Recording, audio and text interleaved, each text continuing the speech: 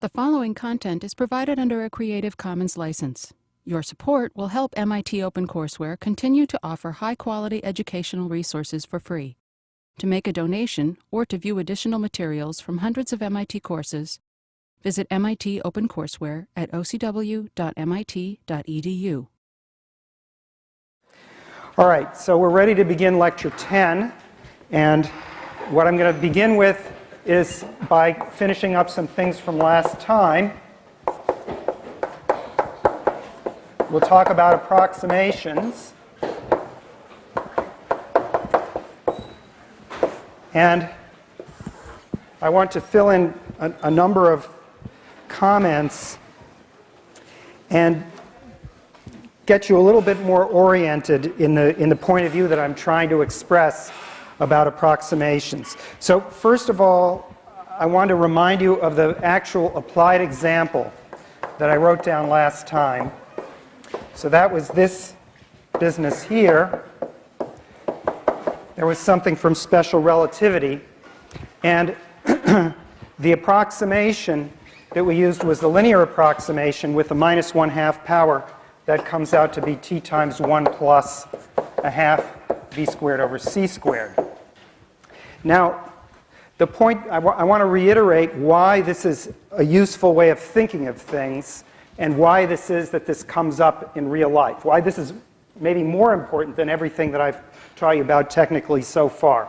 So, first of all, what this is telling us is the change in t divided by t. If you do the arithmetic here and subtract t, that's using the change in t is t prime minus t here.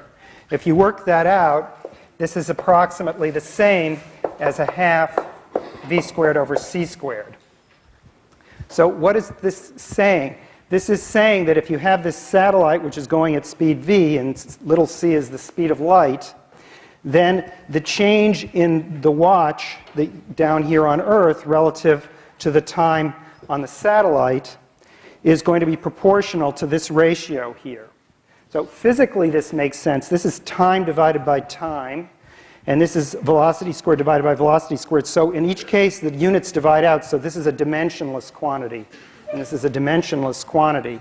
And the only point here that we're trying to make is just this notion of proportionality. So I want to write this down just as summary. So the error fraction, if you like, which is sort of the number of significant digits that we have in our measurement, is proportional, in this case,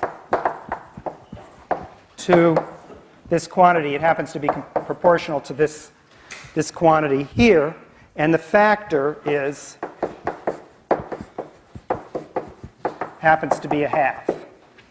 All right? So these proportionality factors are what we're looking for. They're rates of change, the rate of change of something with respect to something else.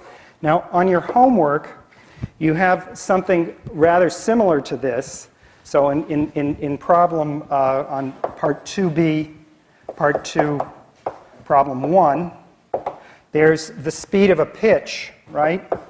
And the speed of the pitch is changing depending on how high the mound is. And the point here is that that's approximately proportional to the change in the height of the mound.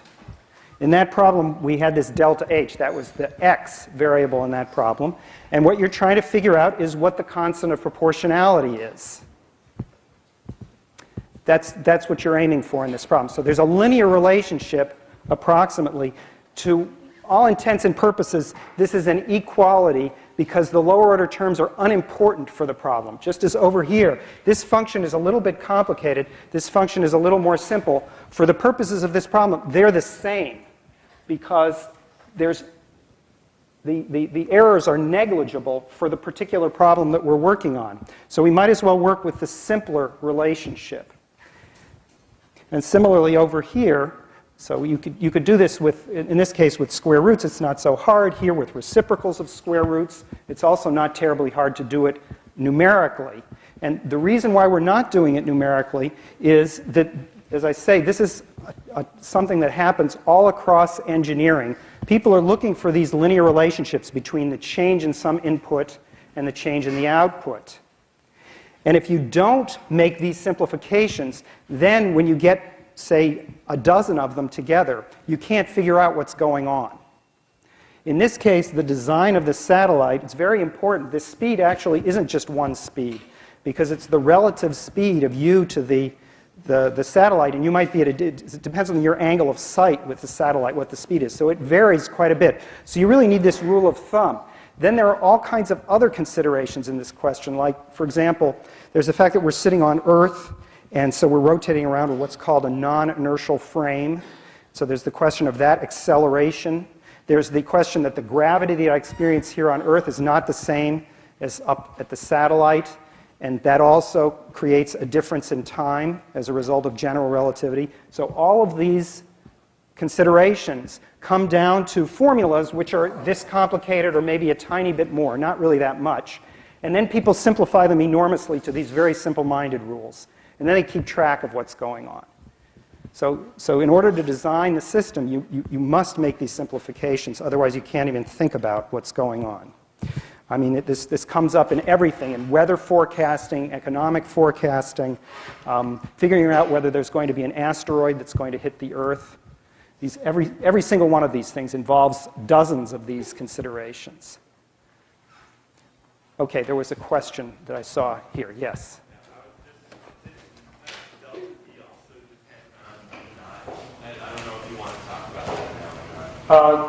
Yeah, so in basically any problem where you have a derivative, the rate of change also depends on what the base point is.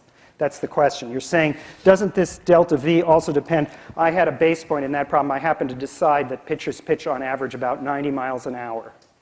Whereas, in fact, some pitchers pitch at 100 miles an hour, some pitch at 80 miles an hour, and of course they vary the speed of the pitch. And so this varies a little bit. In fact, that's sort of a second order effect. It does change the constant of proportionality. It's a rate of change at a different base point, which we're considering fixed.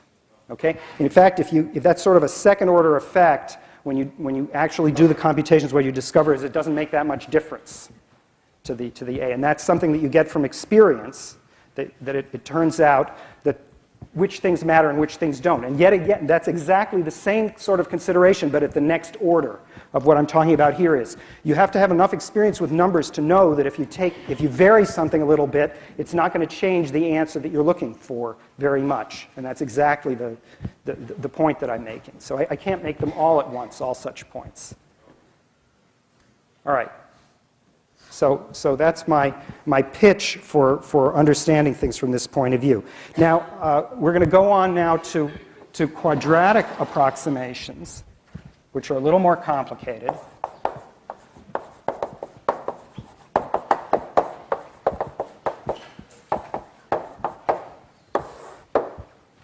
So we talked a little bit about this last time, but I didn't finish, so I want to finish up this up.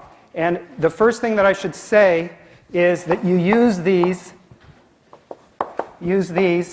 when the linear approximation is not enough. Okay? So, that's something that you really need to get a little experience with.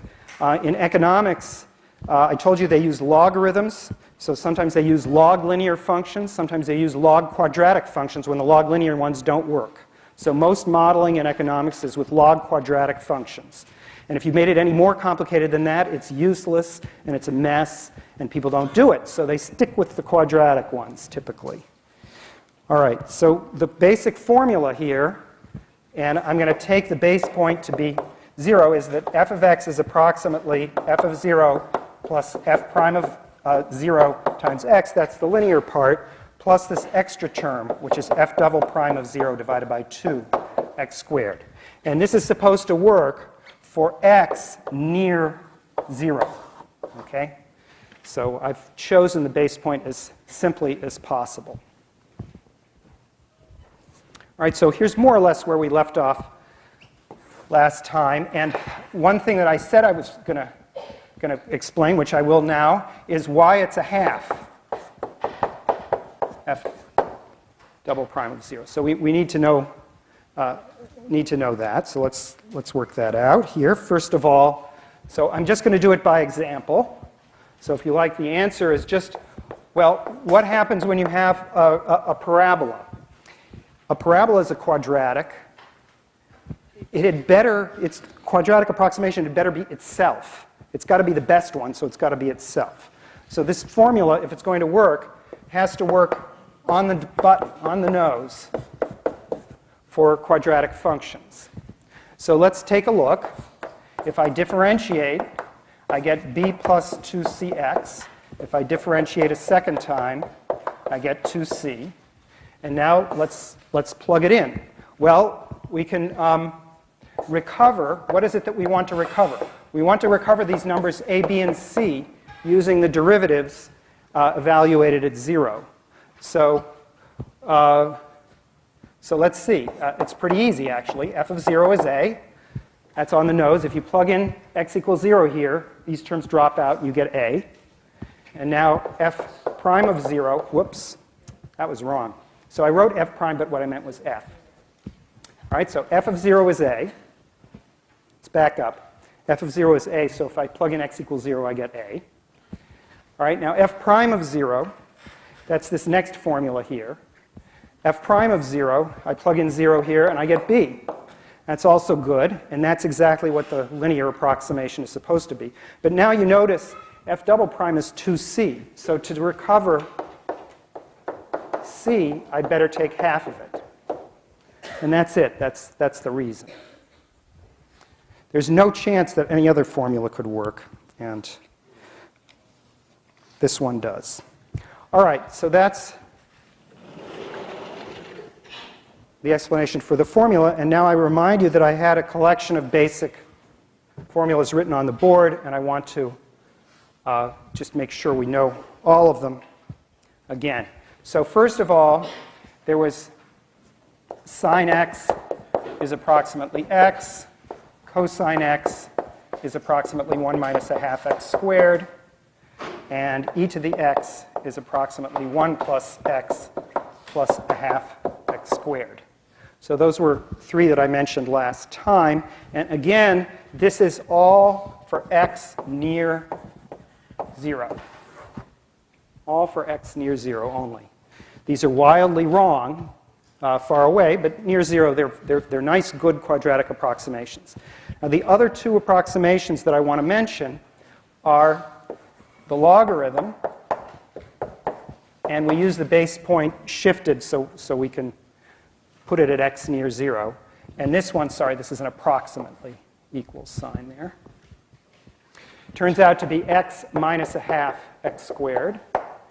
And the last one is 1 plus x to the power r, which turns out to be 1 plus rx plus r times r minus 1 divided by 2 x squared. Now, eventually, your mind will converge on all of these, and you'll find them relatively easy to memorize. But it'll take some getting used to, and I'm not claiming that you should recognize them and understand them all now, but I'm going to put a giant box around this. Yeah? Yeah, so the question was, you get all of these if you use that equation there. That's exactly what I'm going to do. Okay. So I already did it, actually, for these three last time, but I didn't do it yet for these two. All right? But I will do it in about 2 minutes, well, maybe 5 minutes. But first, I want to explain just a few things about these, okay? All right, they all follow from the basic formula. In fact, that one deserves a pink box too, doesn't it? That one's pretty important. All right. Yeah. Maybe even some little sparkles. All right. Okay, so that's pretty important. All right. Almost as important as the more basic one without this term here. All right, so now let me just tell you a little bit more about the significance.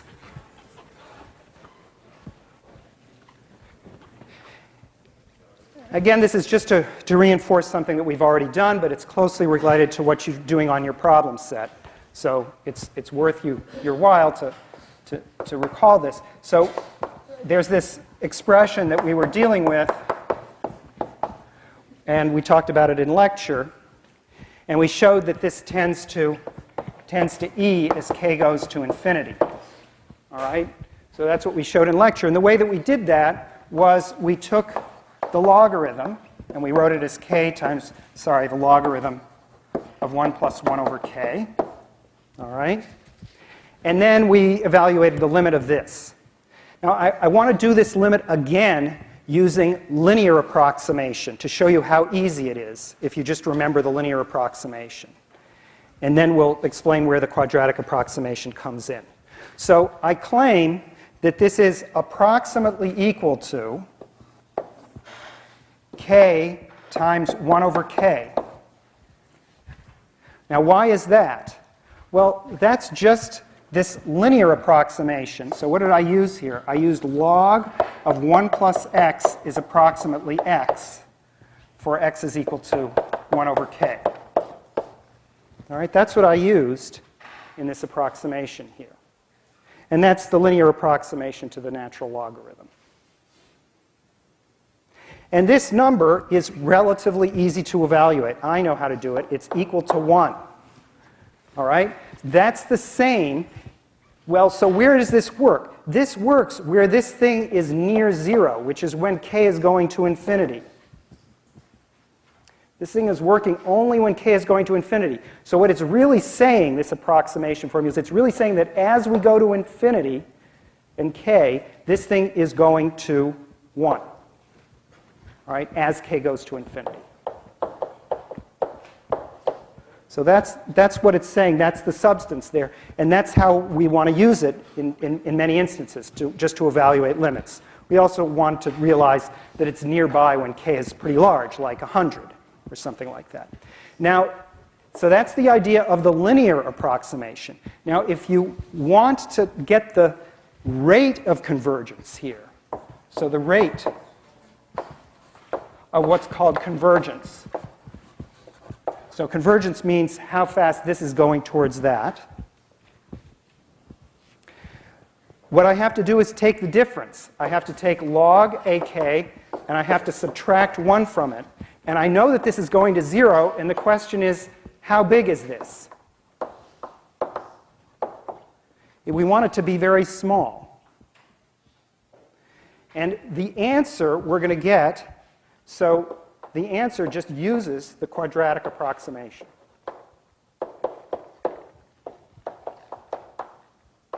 So if I just have a little bit more detail than this expression here, in other words, I have the next higher order term. This is like 1 over k, this is like 1 over k squared. Then I can understand how big the difference is between the expression that I've got and its limit. All right, so that's what's on your homework. Right? This is on your problem set. Okay, so that is more or less an explanation for one of the things that quadratic approximations are good for. And I'm going to give you one more illustration. One more illustration. And then we'll actually check these formulas. Yeah, another question. I have a question about, okay, when they give you a question, do they specify whether you should use linear or quadratic approximation? That's a very good question here. When they, which in this case means maybe me, when I give you a question, does one specify whether you want to use a linear or a quadratic approximation? The answer is, in real life, when you're faced with a problem like this, where some satellite is orbiting and you want to know the effects of gravity or something like that, nobody is going to tell you anything. They're not even going to tell you whether a linear approximation is relevant or a quadratic or anything. So you're on your own. When I give you a question, at least for right now, I'm always going to tell you. But as time goes on, I'd like you to get used to when it's enough to get away with a linear approximation. And you should only use a quadratic approximation if somebody forces you to. You should always start trying with the linear one, because the quadratic ones are much more complicated, as you'll see in this next example. Okay, so the example that I want to use is, you're going to be stuck with it because I'm asking for the quadratic. So we're going to find the quadratic approximation near for x near 0 to what? Well, this is the same function that we used in the last lecture. I think this was it. E to the minus 3x, 1 plus x to the minus a half. Okay? So unfortunately, I stuck it in the wrong place to be able to fit this very long formula here. So I'm going to switch it. All right? I'm just going to write it here. And we're going to just do the approximation. All right? So we're going to say quadratic in parentheses. And we'll say x near 0. All right? So that's what I want. So now, here's what I have to do. Well, I have to write in the quadratic approximation for e to the minus 3x, and I'm going to use this formula right here. And so that's 1 plus minus 3x plus minus 3x, the quantity squared, over 2.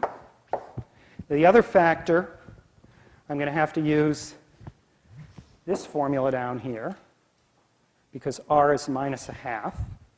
And so that's 1 minus a half x plus a half times minus a half times minus 3 halves x squared. All right?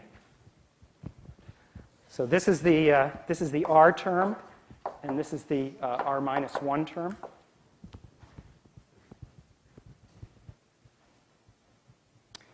And now I'm going to do something which is the only good thing about quadratic approximations. They're messy, they're long, there's nothing particularly good about them, but there is one good thing about them, which is that you always get to ignore the higher order terms. So even though this looks like a very ugly multiplication, I can do it in my head, just watching it. All right? Because I get a 1 times 1, I'm forced with that term here. All right? And then I get the cross terms, which are linear, which is minus 3x minus a half x. We already did that when we calculated the linear approximation. So that's this times the 1 and this times that 1. And now I have 3 cross terms which are quadratic. So one of them is these 2 linear terms multiplying. So that's plus 3 halves x squared. That's minus 3 times minus a half. And then there's this term multiplying the 1. That's plus 9 halves x squared. And then there's one last term, which is this monster here, multiplying 1. And that is minus 3/8. Okay? So the great thing is we drop x cubed, x to the 4th, etc. terms.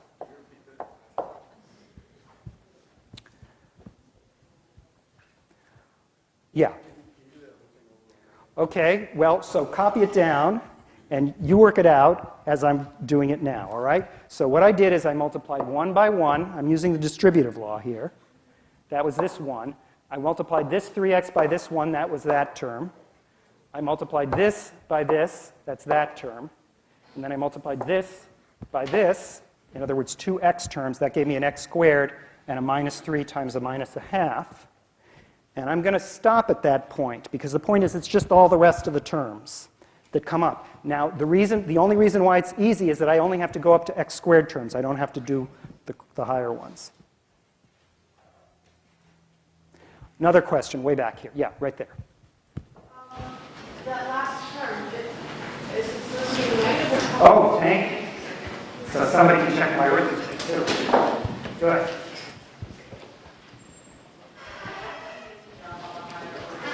Why do I get to drop all the higher order terms?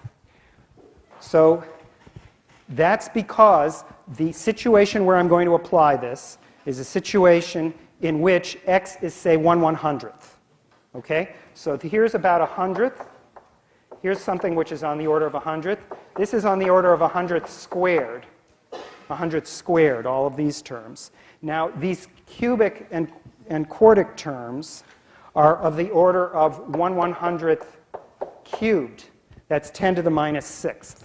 And the point is that I'm not claiming that I have an exact answer, and I'm going to drop things of that order of magnitude. All right? So I'm saving everything up to 4 decimal places. I'm throwing away things which are 6 decimal places out. Does that answer your question? Okay.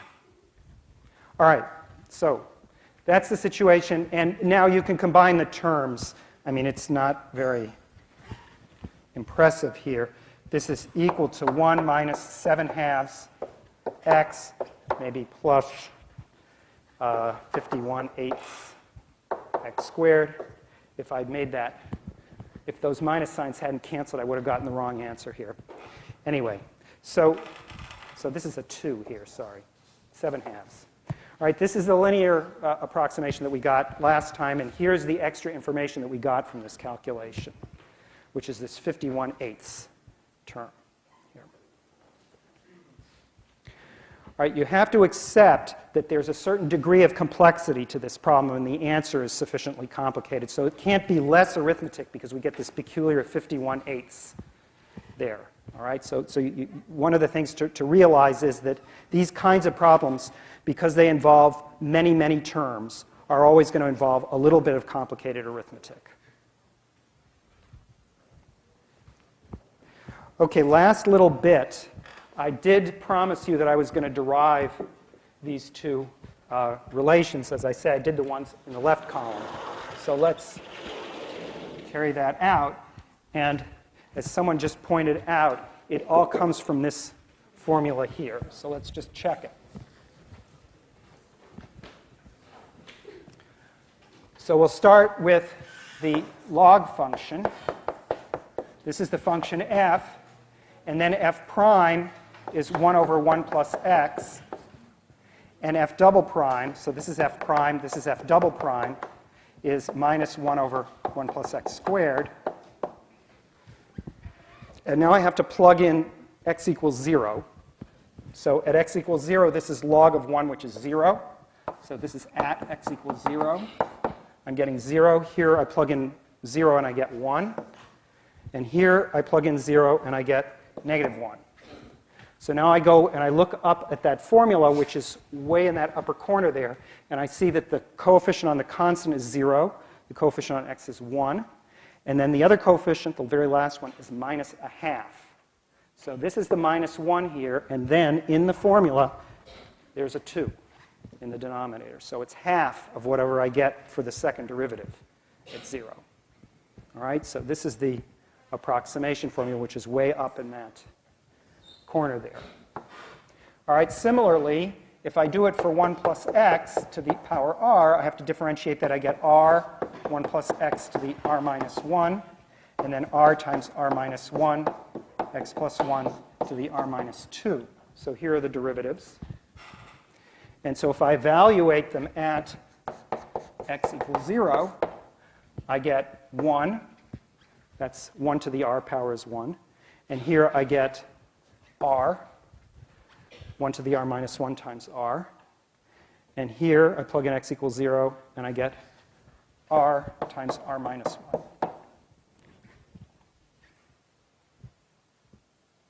So again, the pattern is right above it here. The 1 is there, the r is there, and then instead of r times r minus 1, I have half that for the coefficient.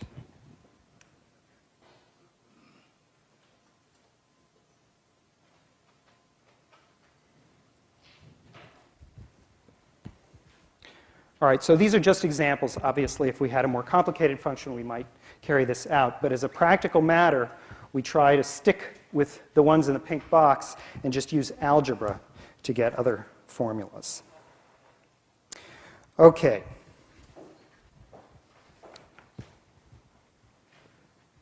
All right, so I want to shift gears now and treat the subject that was supposed to be this lecture. And we're not quite caught up, but we will try to do our best to do as much as we can today.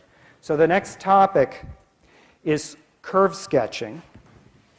And so let's get started with that.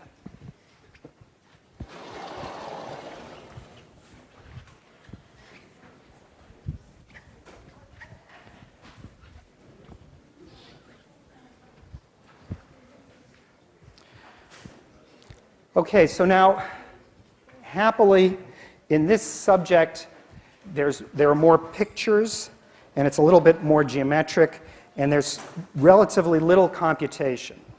So let's hope we can do this. So I want to. So here we go. We'll start with curve sketching.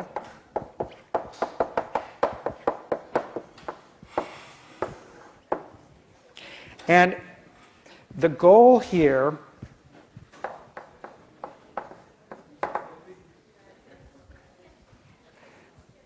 Oh, you know, so that's like liner the last time. That's kind of sketchy spelling, isn't it?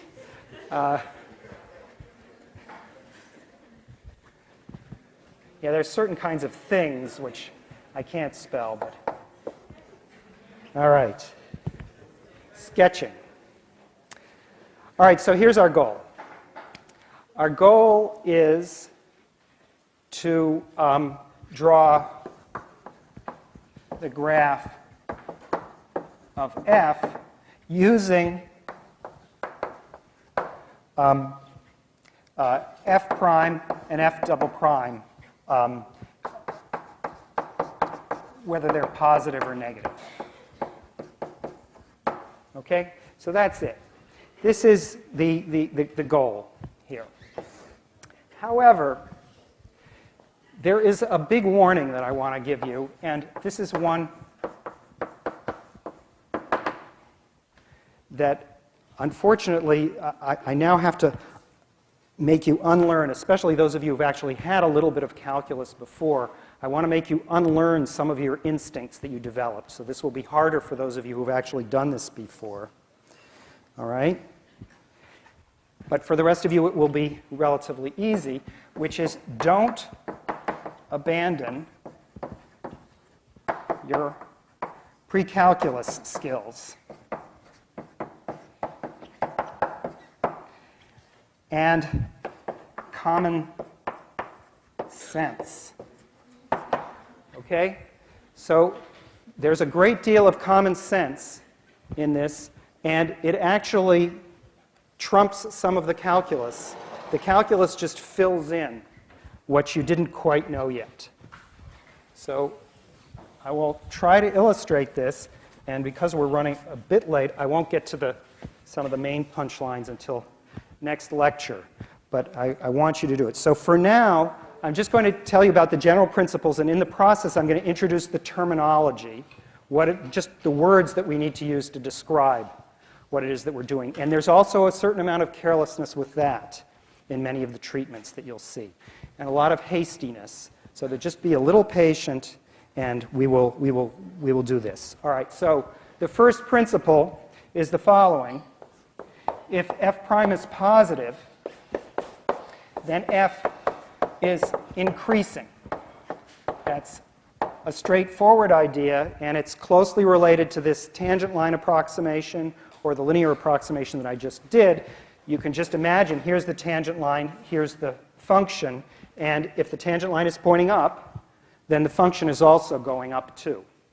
So that's all that's going on here. Similarly, if f prime is negative, then f is decreasing. And that's the basic idea. Now, the second step is also fairly straightforward. It's just a second order effect of the same type. If you have f double prime is positive, then that means that f prime is increasing. That's the same principle applied one step up, right? Because if f double prime is positive, that means it's the derivative of f prime. So it's the same principle, just repeated. And now I just want to draw a picture of this. Okay, here's a picture of it, I claim, and it looks like something's going down, and I did that on purpose.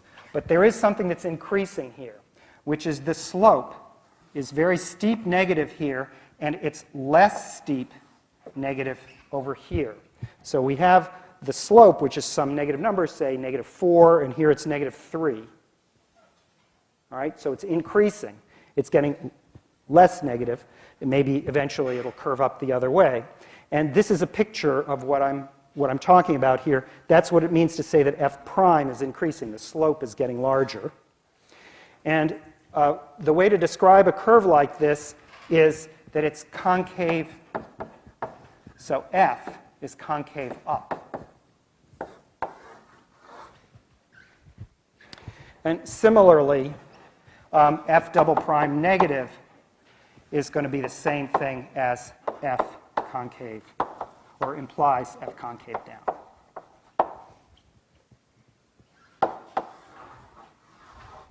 All right? So those are the ways in which derivatives will help us qualitatively to draw graphs. But as I said before, we still have to use a little bit of common sense when we draw the graphs. These are just the additional bits of help that we have from calculus in drawing pictures.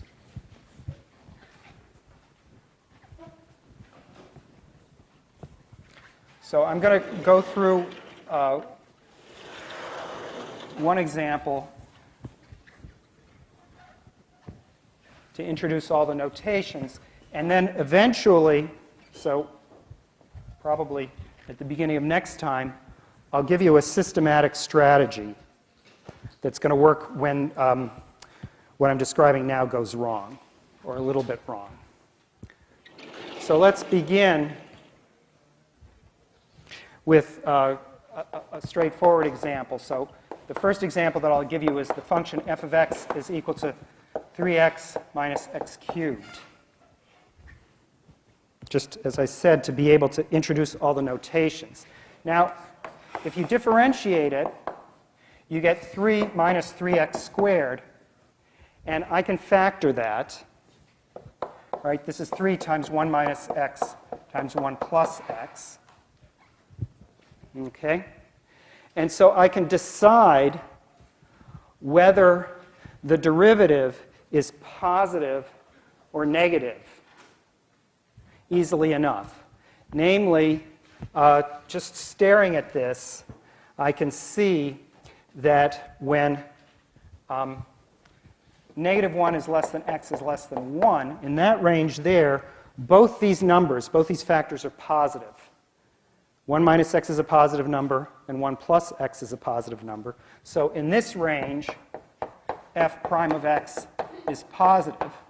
So this thing is, so f is increasing. And similarly, in the other ranges, if x is very, very large, this becomes, if it crosses 1, in fact, this factor becomes negative, and this one stays positive.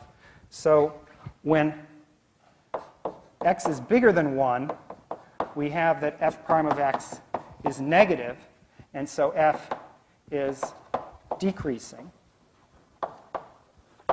And the same thing goes for the other side. When it's less than -1, that also works this way, because when it's less than -1, this factor is positive, but the other one is negative. All right? So in both of these cases, we get that it's decreasing. So now, here's the schematic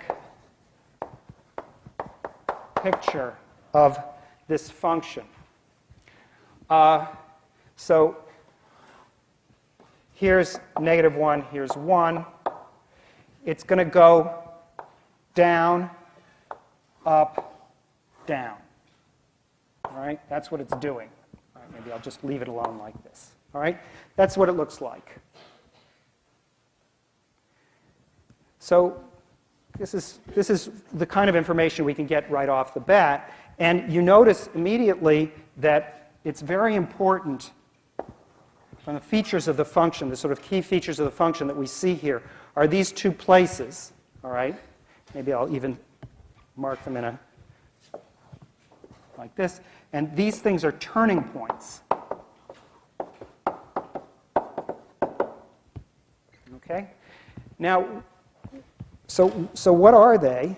Well, they're just the points where the derivative changes sign, where it's negative here and it's positive there, so there it must be 0. So we have a definition, and this is the most important definition in this subject, which is that if f prime of x0 is equal to 0, we call x0 a critical point. Okay, the word turning point is not used just because, in fact, it doesn't have to turn around at those points. But certainly, if it turns around, then this will happen. And we also have another notation, which is the number y0, which is f of x0, is called a critical value. All right. So these are the key numbers that we're going to have to work out in order to understand what the function looks like.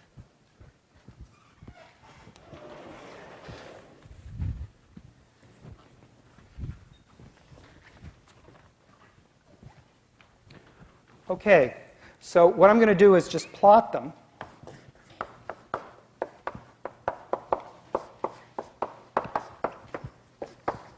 We're going to plot the critical points and the values. Well, we found the critical points relatively easily. I didn't write it down here, but it's pretty obvious. If you set f of x equal to 0, that implies that 1 minus x times 1 plus x is 0, which implies that x is plus or minus 1. So those are known as the critical points. And now, in order to get the critical values here, I have to plug in f of 1, for instance. The function is 3x minus x cubed, so this is 3 times 1 minus 1 cubed, which is 2, and f of minus 1, which is 3 times minus 1 minus minus 1 cubed, which is minus 2. And so I can plot the function here. So here's the point negative 1, and up here is 2. So this is, whoops, which one is it? Yeah. This is negative 1, so it's down here, I guess. So it's negative 1, negative 2. And then over here, I have the point 1, 2. All right. Now, what information do I get from... So I've now plotted two, I claim, very interesting points. What information do I get from this? The answer is I know something very nearby, because I've already checked that the thing is coming down from the left and coming back up, and so it must be shaped like this over here. The tangent line is 0. It's going to be level there. And similarly, over here, it's going to do that. So this is what we know so far based on what we've computed. Question? Values also be very critical points rather than the points at which the derivative is undefined. In other words, if there were a sharp point there. The question is, what happens if there's a sharp corner? And the answer is, calculus it's not called a critical point. It's a something else. And it's a very important point, too. All right? And we will be discussing those kinds of points. They're much more dramatic instances of that. That's part of what we're going to say, but I just want to save that, all right? We will be discussing that. Yeah, question. How do you know that at the critical point it's concave? The question that was asked was, how did I know at the critical point that it's concave down over here and concave up over here? The answer is that I actually did not use the second derivative yet. What I used is another piece of information. I used the information that I derived over here, that f prime is positive, where f prime is positive and where it's negative. So what I know is that the graph is going down to the left of minus 1. It's going up to the right here. It's going up here, and it's going down there. I did not use the second derivative. I used the first derivative. Okay, but I didn't just use the fact that there was a turning point here.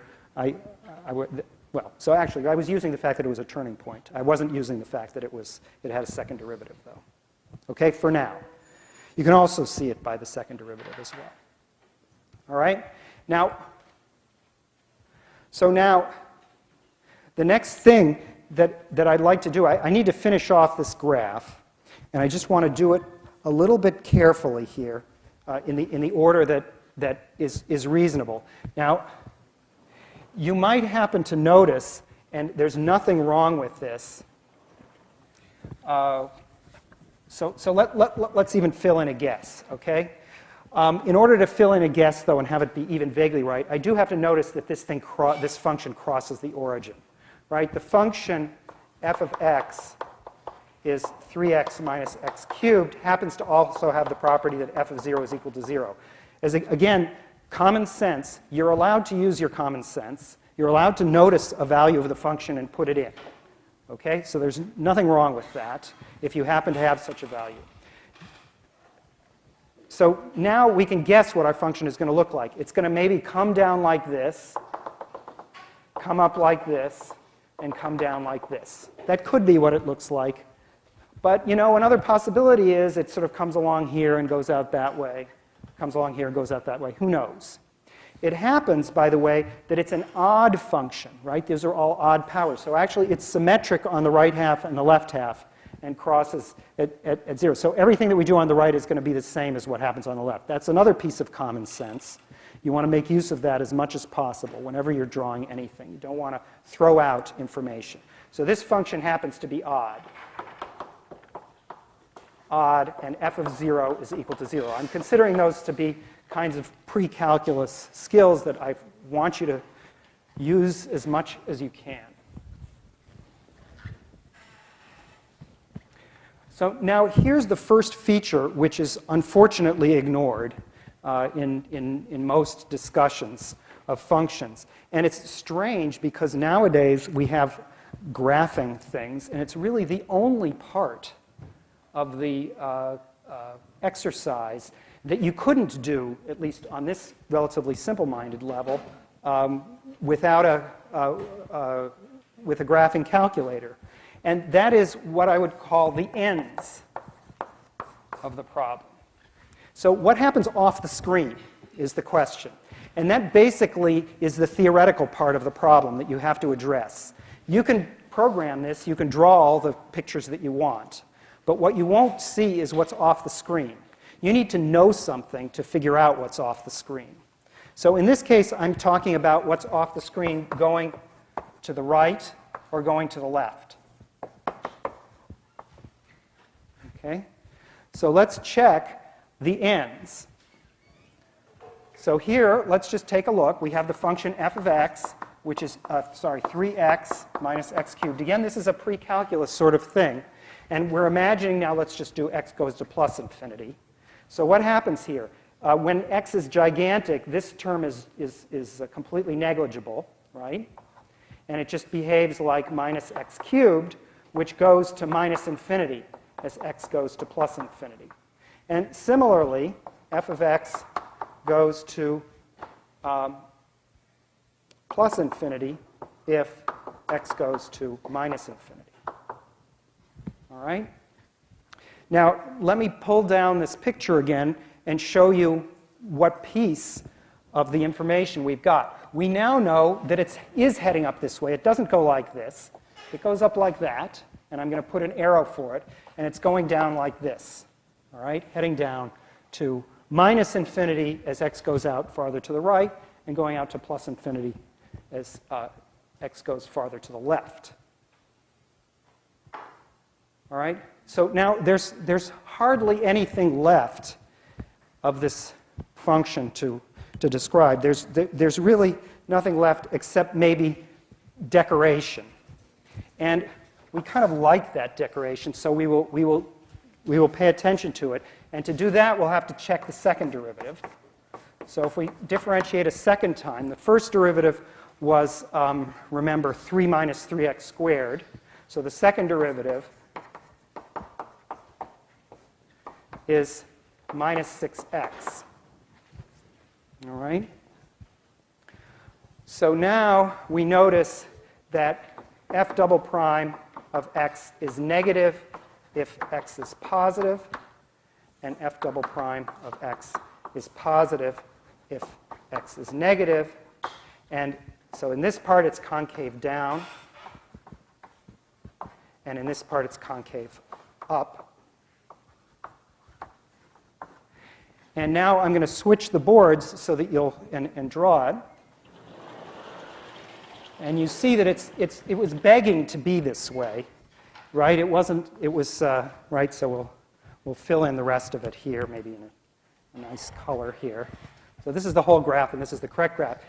It comes down in one swoop down here and comes up here, and then it changes to concave down right at the origin. All right? So this point is of interest not only because it's the place where it crosses the axis, but it's also what's called an inflection point.